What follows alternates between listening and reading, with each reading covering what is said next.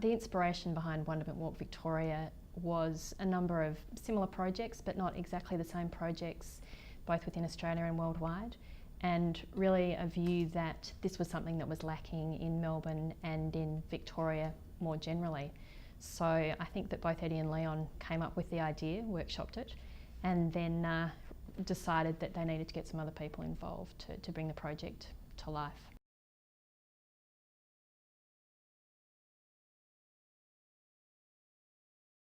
Wonderment Walk Victoria will mean for Melbourne, both for the public and for industry more generally, is that for the public, I think it adds something to the city landscape, hopefully not just to the City of Melbourne itself, but to the broader Victorian community. Certainly one of the aspirations of the organisation is to be able to roll the Wonderment Walk Victoria concept out, not just in the City of Melbourne, but in other regional cities and in areas throughout broader Victoria. What it will bring to the broader public is that it adds another thing to the life of the city, another thing for people to visit, to explore. My hope for it is certainly that it inspires the next generation of scientists and creators so that they see scientific principles in action and in an artistic form, realise that science isn't something that's very boring and dull and tedious and simply done in the laboratory at school, but it is something that has a broader, wider application, and it's something that's part of our everyday life.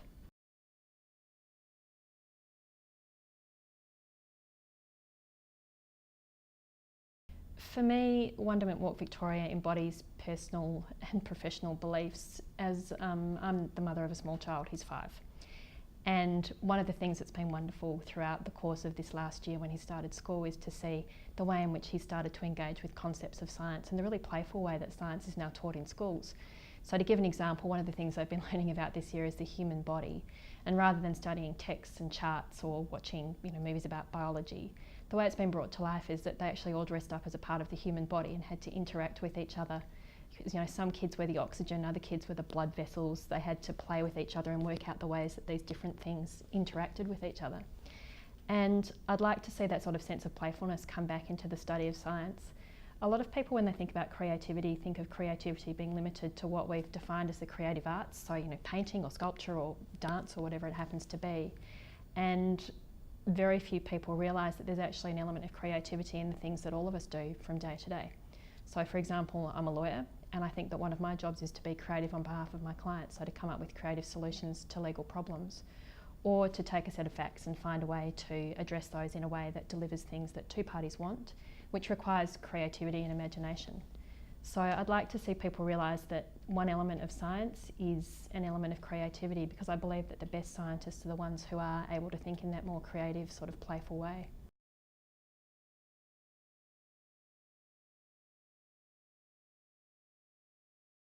I became involved in Wonderment Walk Victoria because I do think Melbourne is a great city, and one of the things that I can see that Wonderment Walk Victoria will add to the city is just another one of those many elements that makes this the sort of fabulous city that it is.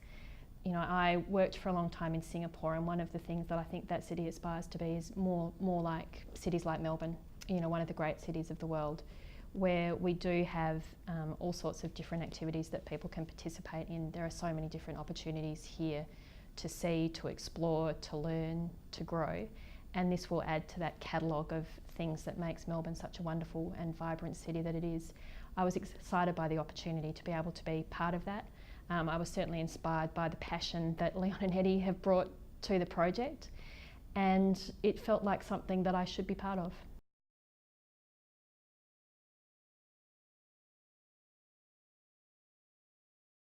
My hopes for the future of Wonderment Walk Victoria are that it can grow from what are currently, very sort of humble beginnings, that we can expand the concept, that we can install the artworks that we want to install, and that we can spread the concept throughout Victoria. And I'd like to think that we could also be an inspiration for other projects, both in Australia and overseas. But starting from the very beginning, I'd like to see us install our first artwork. And I'd like to see us grow the collection. We certainly have a vision of having a string of artworks that run from one of the universities, from Melbourne University, throughout the city.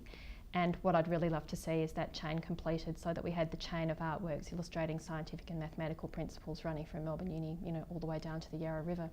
I'd also like to see people engaging and interacting with the works, because we can install them, but if people don't come and look at them and interact with them, then really, what have we done? So I'd love to see, you know, for example, school groups coming to visit it being a particular destination for school excursions. I'd love to see people sitting down and actually taking notes or photos, or, you know, interacting with the pieces in a very engaged way.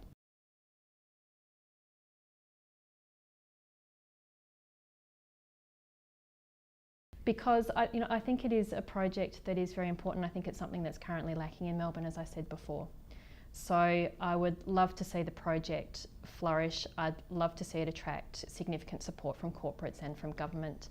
I'd love to actually be able to do the walk. I'd love to be able to take my son on the walk and be able to show him all the pieces and, you know, watch his little face light up with excitement as he realises that the thing that he's looking at has real relevance to him, and to be able to say, oh, Mummy helped with this, would give me a huge sense of achievement. I'd also like to be able to see other children have that same experience, because, you know, my son is very privileged, he's very lucky, he goes to a fantastic school. But to have this sort of free, open air, public resource available to children who don't necessarily have the same sort of opportunities as someone like my son would be wonderful.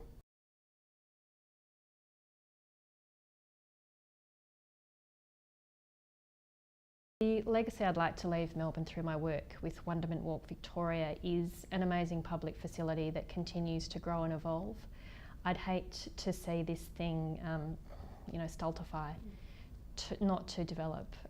I would love to know that in 50 or 100 years' time, this is spoken of as a key project at a particular point in the development of Melbourne, and something that is cherished, that's been developed, and that people think of fondly.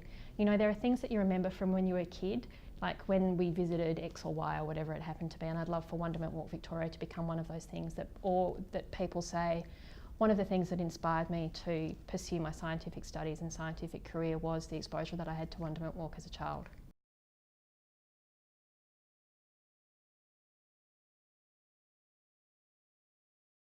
What makes a great city and society? It's a huge range of different things, but I think it's about having that rich sort of fabric of life that's made up of all sorts of different elements.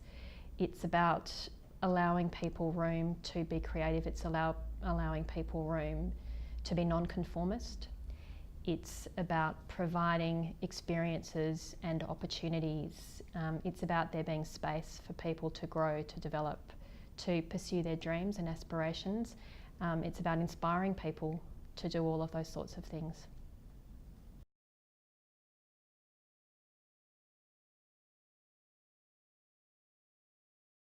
What a healthy and vibrant city and society means to me personally is that there are all of those opportunities available to people, that there are outdoor activities that encourage people to engage with the environment, that there are things there that stimulate them intellectually, that we value those types of experiences, and we provide those opportunities to everyone regardless of what their background might happen to be.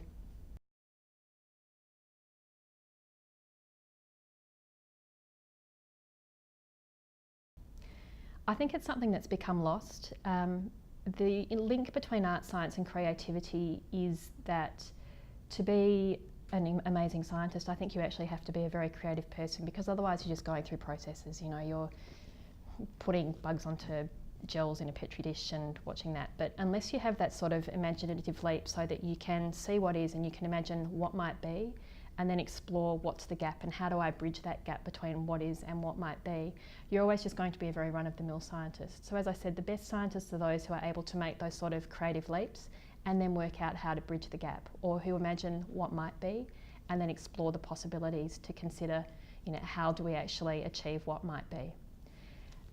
One of the examples that I think people always give is Leonardo da Vinci, because of course he was a polymath. He was a great scientist, a great inventor, but he was also an amazing artist.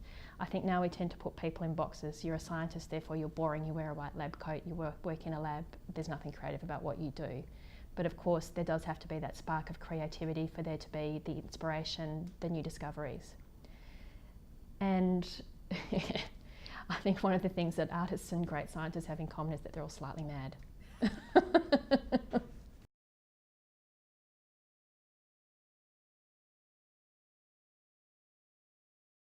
I think the ways that Melbourne can bring creativity into art and science are by creating opportunities for our artists and scientists to flourish and to grow. So it's by providing opportunities for cross-pollination between the varying disciplines, recognising that art and science aren't really so far apart as we might tend to think that they are, and that there are very many similarities between the disciplines. So a project such as this is perfect for allowing artists to explore scientific concepts, but also showing scientists how the work that they do can be expressed through an artistic medium.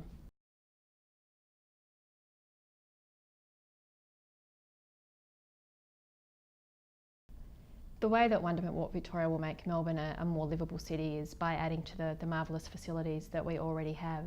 It will provide another reason for people to come into the city or to come into a regional city, to visit, to explore, to bring their children along, to spend more time discovering what it is about Melbourne that makes it really great.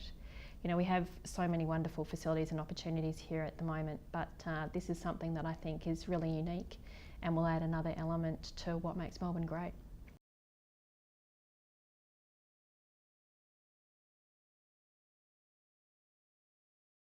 I think one of the ways that community, industry and government can work together to make sure that Melbourne is a knowledge city, you know, for a start, I think that we need to change some of the attitudes that we have about intellectual endeavour and the merit of intellectual endeavour. You know, we're very good at celebrating people who achieve, say, in the sporting field, but we're really not very good at celebrating achievements in the scientific field, because of course that's something that's very relevant to Wonderment Walk Victoria. We need to celebrate the achievements of our scientists and thinkers in the same way that we celebrate the achievements of an AFL footballer or an actor. It's every bit as important, potentially more important for not just Melbourne but for Australia as a whole, to celebrate these types of achievements. One way I think that government can assist with that is by continuing to fund the scientific work that is conducted here. And you know, we as Australians are great at coming up with ideas. You know, some of the most revolutionary ideas in the world have come out of Australia. We discovered penicillin, for example.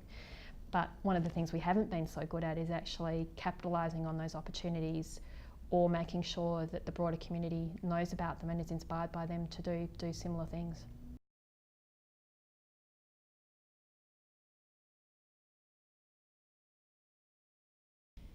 Wonderment Walk Victoria's aim is to bind science, art and creativity together for the betterment of Melbourne by demonstrating in a very tangible form, you know, the links between the science, arts and creativity.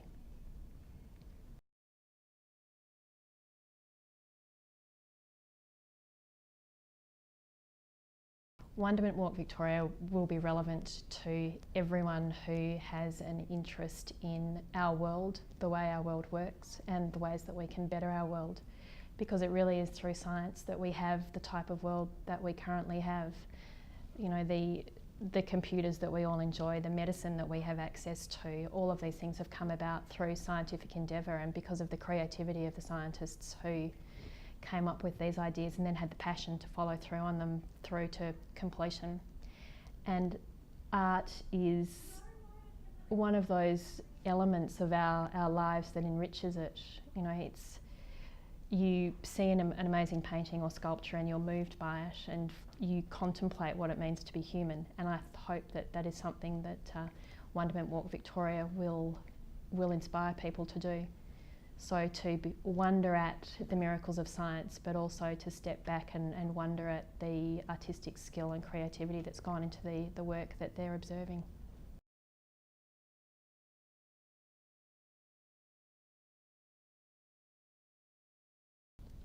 Yeah, I guess just thank you to Eddie and Leon for their passion. Thank you to them for inviting me to be involved in the project, and thank you to them for being so inclusive and providing such amazing support for the project.